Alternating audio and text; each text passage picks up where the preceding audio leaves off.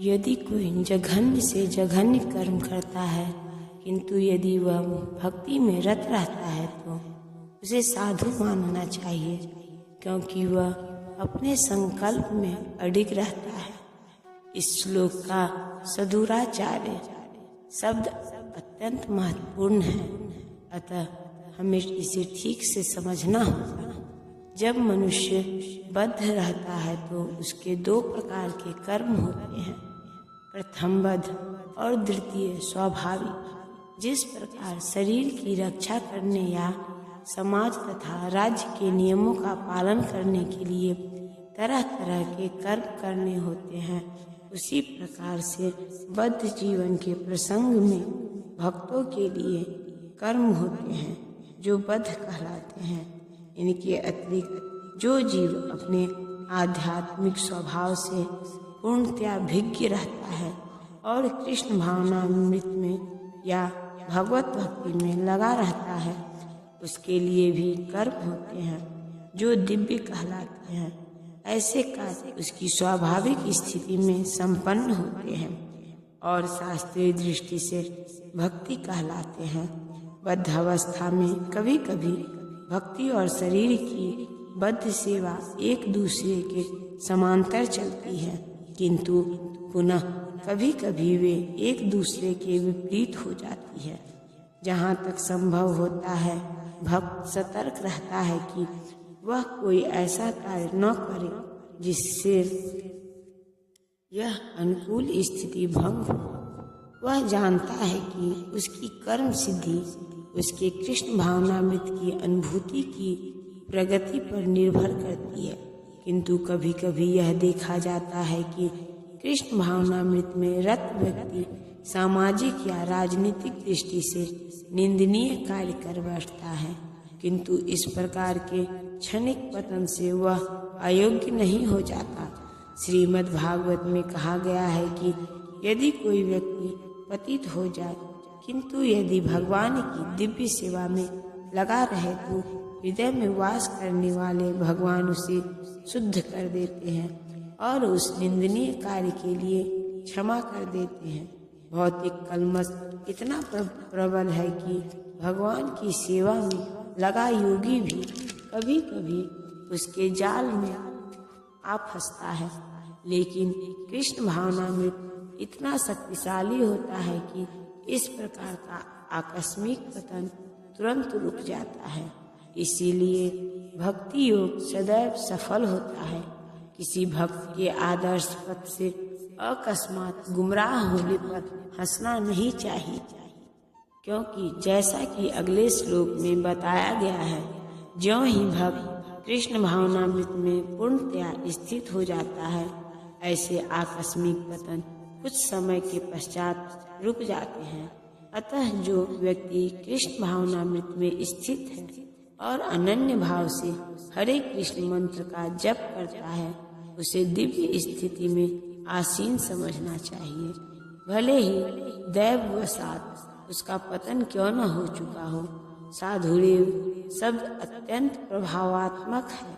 यह अभक्तों को सावधान करते हैं कि आकस्मिक पतन के कारण भक्त का उपहास नहीं किया जाना चाहिए, उसे तब भी साधु ही मानना चाहिए।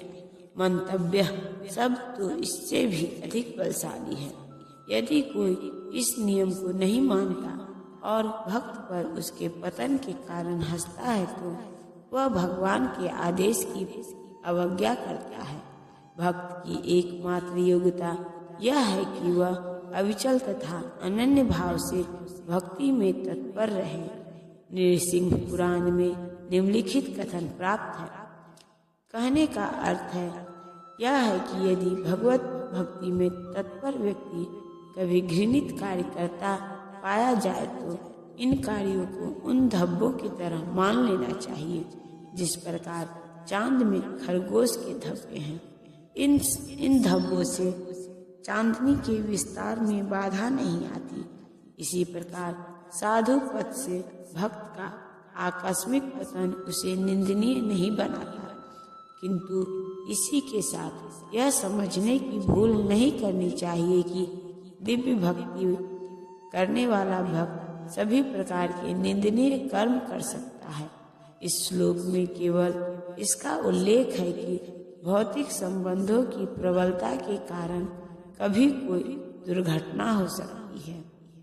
भक्ति तो एक प्रकार से माया के विरुद्ध युद्ध की घोषणा है। जब तक मनुष्य माया से लड़ने के लिए पर्याप्त बलशाली नहीं होता, तब तक आकस्मिक पतन हो सकते हैं, किंतु बलवान होने पर ऐसे पतन नहीं होते। जैसा कि पहले कहा जा चुका है, मनुष्य को इस श्लोक का दुरुपयोग करते हुए अशोभनीय कर्म नहीं करना चाहिए और यह नहीं सोचना चाहिए कि इतने पर भी वह भक्त बना रह सकता है।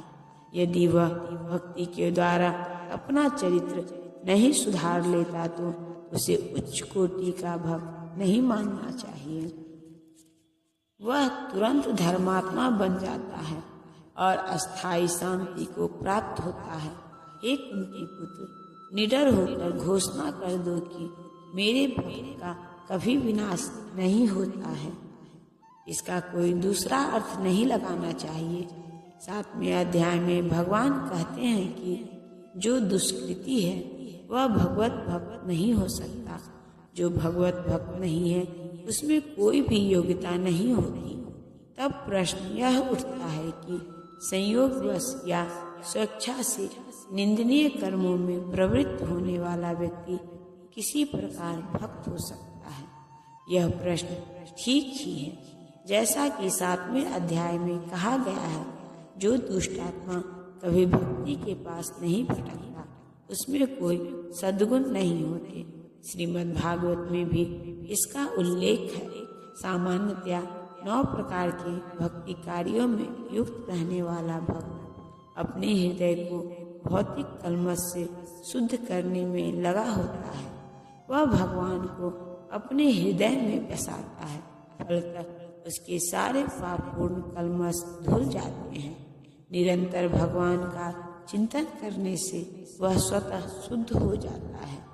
वेदों के अनुसार ऐसा विधान है कि यदि कोई अपने उच्च पद से नीचे गिर जाता है तो अपनी शुद्धि के लिए उसे कुछ अनुष्ठान करने होते हैं, किंतु यहाँ पर ऐसा कोई प्रतिबंध नहीं है, क्योंकि शुद्धि की क्रिया भगवान का निरंतर स्मरण करते रहने से पहले से ही भक्त के हृदय में चलती रहती है।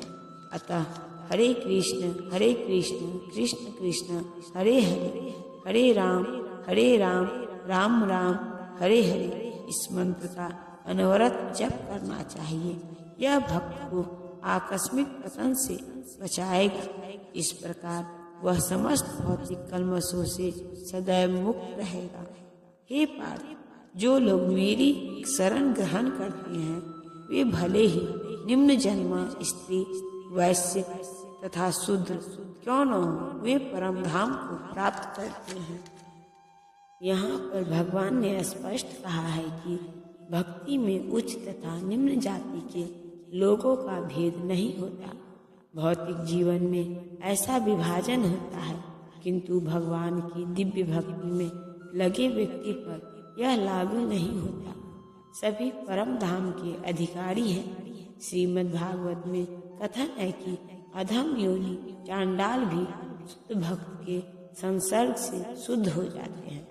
अतः भक्ति तथा शुद्ध भक्त द्वारा पथ प्रदर्शन इतने प्रबल हैं कि वहाँ ऊंच नीच का भेद नहीं रह जाता और कोई भी इसे ग्रहण कर सकता है। शुद्ध भक्त की शरण ग्रहण करके सामान्य से सामान्य व्यक्ति शुद्ध हो सकता है। प्रकृति के विभिन्न गुणों के अनुसार मनुष्य को सात्विक, रजोगुणी तथा तामसी कहा जाता है। इनमें से निम्न पुरुष चांडाल कहलाते हैं और वे पापी कुलों में जन्म लेते हैं।